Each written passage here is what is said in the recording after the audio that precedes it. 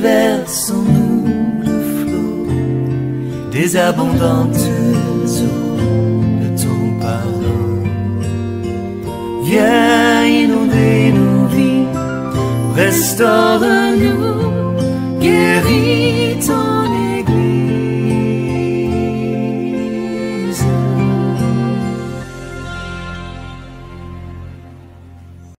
Alléluia, alléluia, alléluia, alléluia, alléluia. Oui, bien-aimés, nous vous saluons encore dans le puissant et précieux nom de notre Seigneur Jésus-Christ de Nazareth.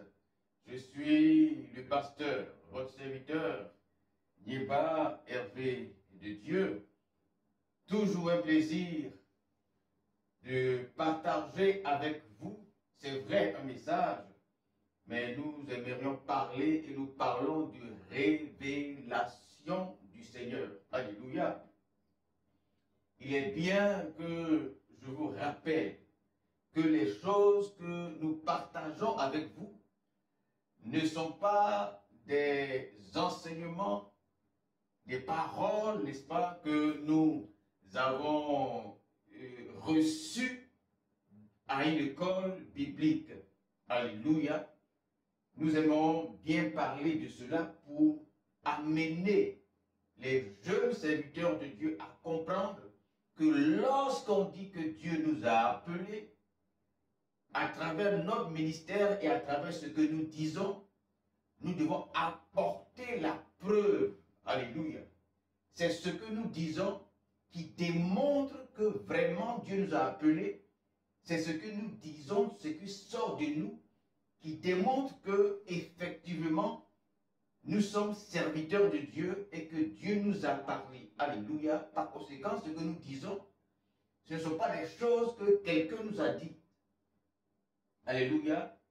Personnellement, j'ai pris mon temps pour écrire tout ce que Dieu m'a dit depuis plusieurs années, depuis plus de 20 ans. Je le fais.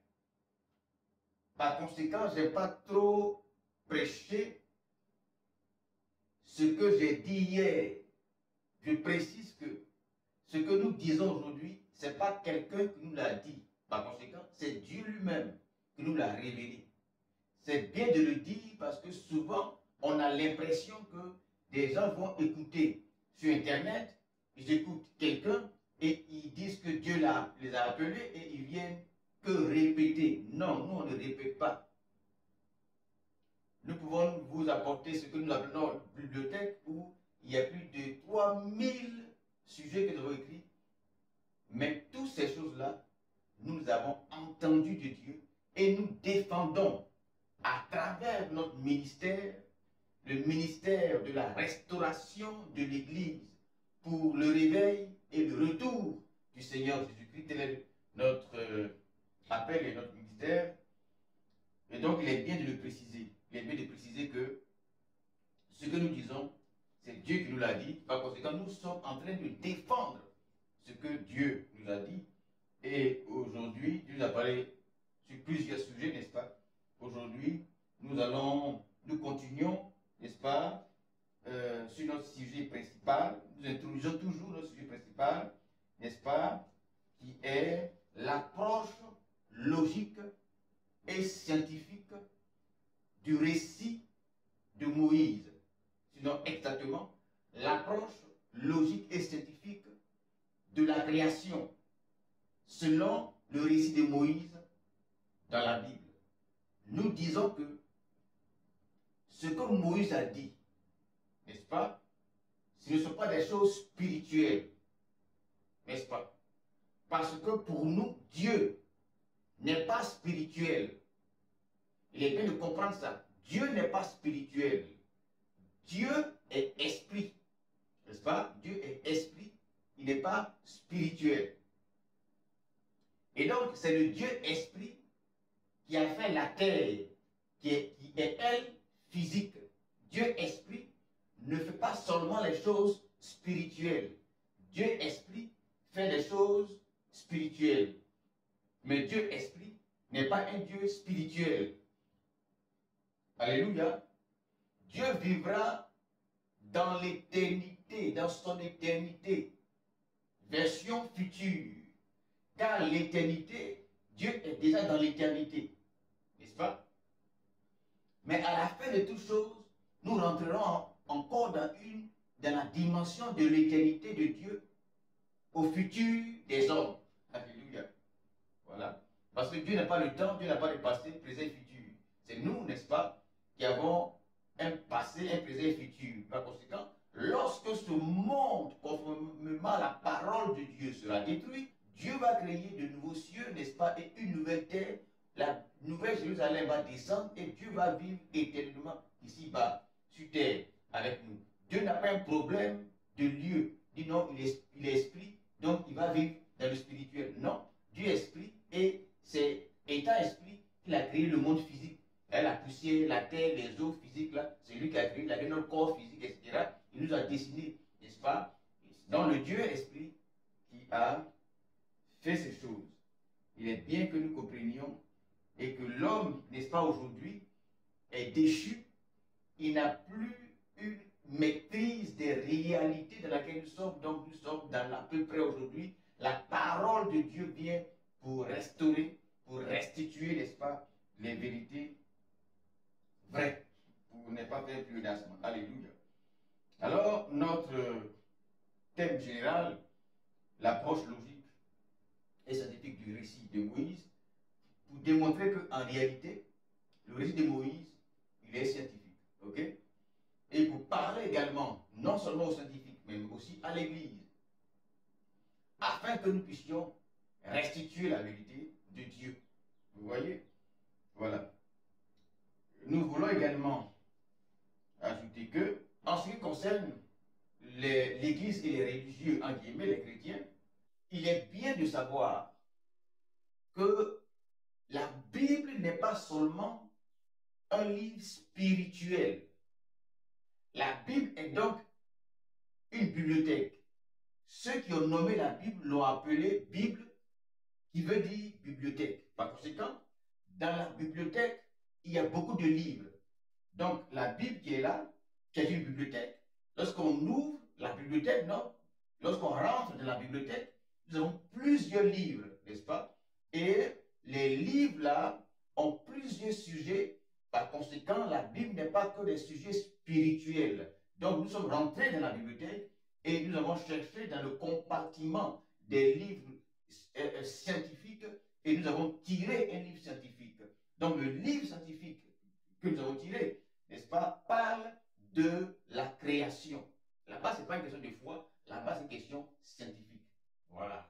Donc, il y a aussi des livres qui parlent de la foi, des livres qui parlent des couples, et il y a des chapitres qui parlent des relations sexuelles ou autres, parce que c'est Dieu qui a créé toutes ces choses-là. N'est-ce pas? Il y a des livres qui parlent des animaux, c'est-à-dire tout ce que Dieu a créé dans la bibliothèque qui est la Bible. Donc, il y a des livres qui parlent de toute la création. C'est pourquoi l'apôtre Paul, qui a compris ces mystères-là, nous dit que lorsque nous regardons, n'est-ce pas, la création, lorsque nous regardons la création, et si nous sommes chrétiens, et si nous croyons que c'est Dieu qui a fait ces choses-là, nous verrons l'infinie sagesse et l'infinie beauté, la science de Dieu, nous verrons, n'est-ce pas, l'infinie sagesse de Dieu à travers tout ce que Dieu a fait, pourvu que nous croyons que ces choses-là viennent de Dieu.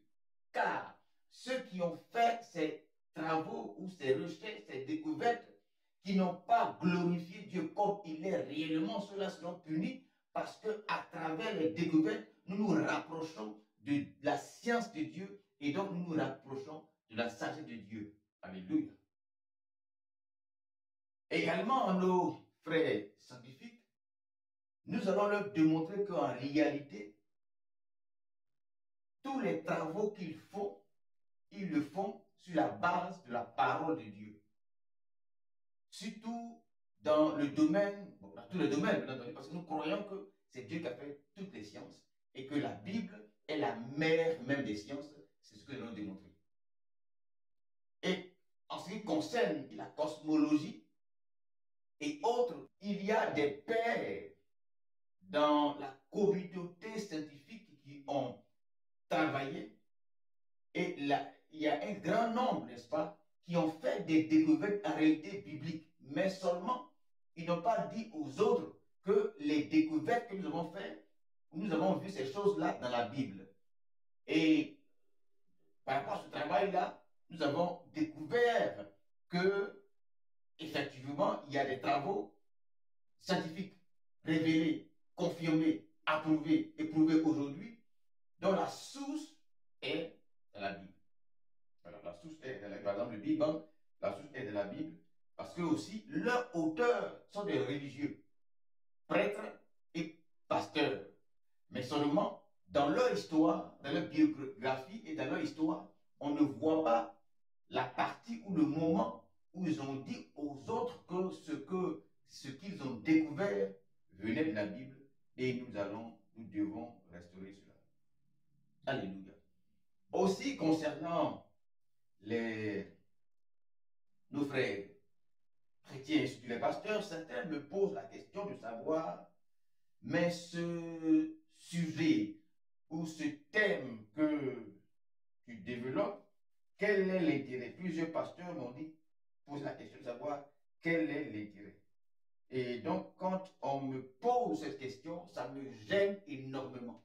Ça me gêne énormément, ça m'attriste, parce que je comprends par là que les chrétiens, l'Église, mais surtout les hommes de Dieu, n'ont pas compris, n'est-ce pas, l'urgence ou la profondeur, je dirais la hauteur de l'évangile de Dieu, par conséquent de la mission de Dieu, par conséquent de la croix, de la mort de Jésus-Christ. Hier, j'ai expliqué ça un peu. Je vais encore brièvement expliquer un peu pour dire, lorsque Jésus parle, ou si vous voulez, Jésus a eu un seul enseignement. L'enseignement de Jésus, ce n'est pas les miracles. L'enseignement de Jésus, ce n'est même pas la conversion. Combien de fois déjà enseigné la conversion dans la Bible? Montrez-moi des versets de la Bible où j'ai déjà parlé de la conversion ou du salut. Il y en a combien?